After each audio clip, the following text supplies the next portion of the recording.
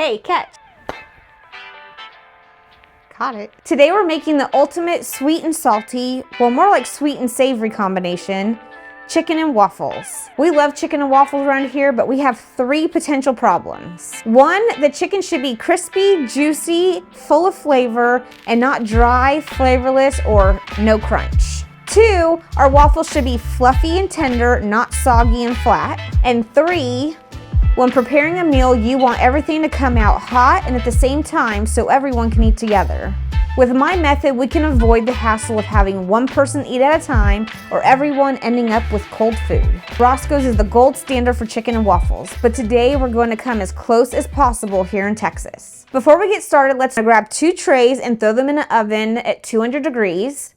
Get your waffle iron out and fill up your pot with oil. Earlier, I created a buttermilk bath that our chicken is soaking in. You want to do this for at least 2 hours, but overnight is ideal. For my chicken soak, I used buttermilk, salt, ground garlic, ground onion, paprika, hot sauce, and about 2.5 pounds of chicken wings. Now that I pulled it out the fridge, let's batter our chicken. For our dried chicken batter, we're going to add flour, cornstarch, salt, paprika, pepper, ground garlic, ground onion, cayenne for a little heat, and some baking powder. So once we get that all battered up, this is key. We're going to let it sit until the flour absorbs the wetness.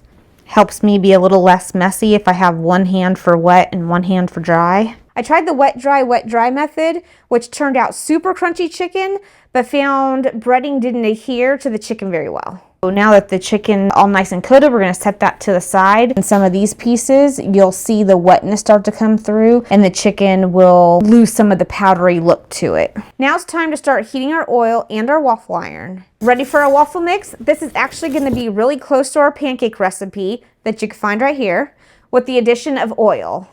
First, our dry mix. In a bowl, we're going to add flour, sugar, baking powder, cornstarch, salt, cinnamon, nutmeg, and whisk that all together. For our wet ingredients, in a measuring cup, we're going to add our buttermilk, our oil, our melted butter, vanilla and almond extract, and separate our 2 eggs. The egg whites will go in a clean bowl and the yolks will go in our measuring cup with the wet mix. Give the buttermilk a mix, then pour on top of the flour. We're going to whisk that till combined. We don't need it super smooth or overmixed. Now beat those egg whites till stiff, perky peaks. So you can do this by hand. You can use a stand mixer. I'm going to use a hand mixer.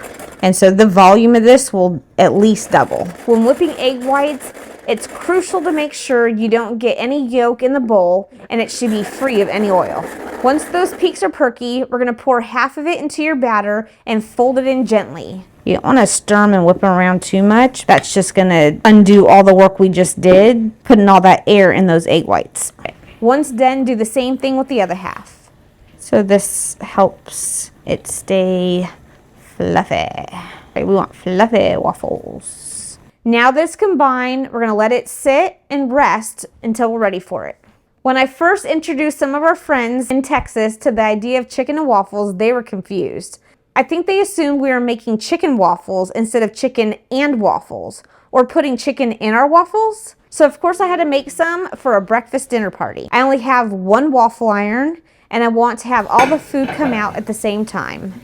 So let me show you how I do it.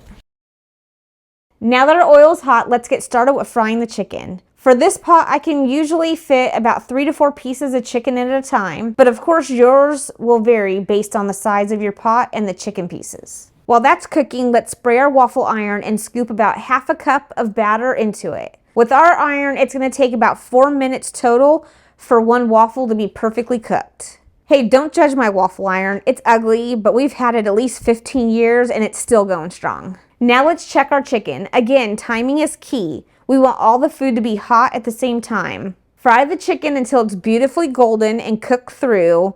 Ours took about 6 to 8 minutes. The internal temperature of the chicken should reach 165, depending on the size of the pieces, to ensure it's fully cooked and safe to eat. So going back to our waffle, we are now going to remove it while it's still just a little blonde and throw it in the oven to keep warm and maintain its crispiness until serving time. And then let's make another waffle. Now our chicken is done. It's the perfect amount of time to cook 2 batches of waffles. So place the chicken in the oven on the second rack, keeping them warm until we finish cooking everything. The kitchen smells amazing right now. Mouths are watering over this aroma of the crispy chicken and those fluffy waffles. We have people over patiently waiting. Look at that, everything is ready. The butter is gonna melt on those waffles and the chicken is still hot. So let's dig in. And there you have it, chicken and waffles. Fluffy, hot, crispy, delicious. Look at that fluffiness. Fluffy, not soggy, nice and warm, delicious. It's hot. And I don't even think I got the hot piece in there. All right, so the waffle, it's fluffy, it's not soggy, it's full of flavor, pairs perfect with your chicken. It's delicious. The chicken is juicy, it's crispy, plenty of flavor. You can't go wrong. Chicken and waffles, gotta try it. See you next time. Bye.